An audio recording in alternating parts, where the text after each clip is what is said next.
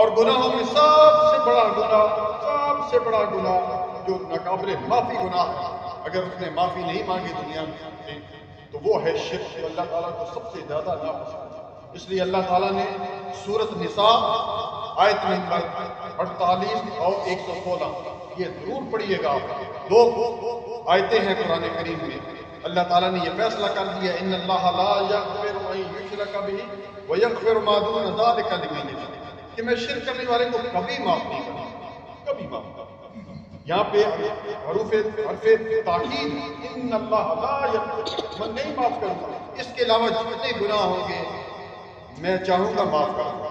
اس لیے میرے بھائیو یہ سب سے اہم مسئلہ ہے، اور یہی مسئلہ بتانے کے لیے جتنے بھی انبیاء دنیا میں تشریف لائے آدم علیہ السلام سے لے کر رسول اللہ صلی اللہ علیہ وسلم تک یہی بات عقیدہ توحید کی بات کرتے رہے۔ اس لیے ہمیشہ اپنے آپ کو دیکھتے رہیے کہیں ہمارے اندر جو ہے وہ شرک کو داخل نہیں ہوگا۔ میں نے پہلے بھی شاید آپ کو بتایا ہوگا کہ نبی صلی اللہ علیہ وسلم نے فرمایا کہ شرک انسان کے اندر اس طرح داخل ہو جاتا ہے جس طرح چونٹی ہے نا، چونٹی کی آواز کبھی آپ نے سنی ہے؟ نہیں آتی نا آواز، اسی طرح اندر انسان کے داخل ہو جاتا ہے، اس کو پتہ بھی نہیں چلتا۔ اس لیے انسان کو چاہیے کہ وہ توبہ استغفار کرتا ہے۔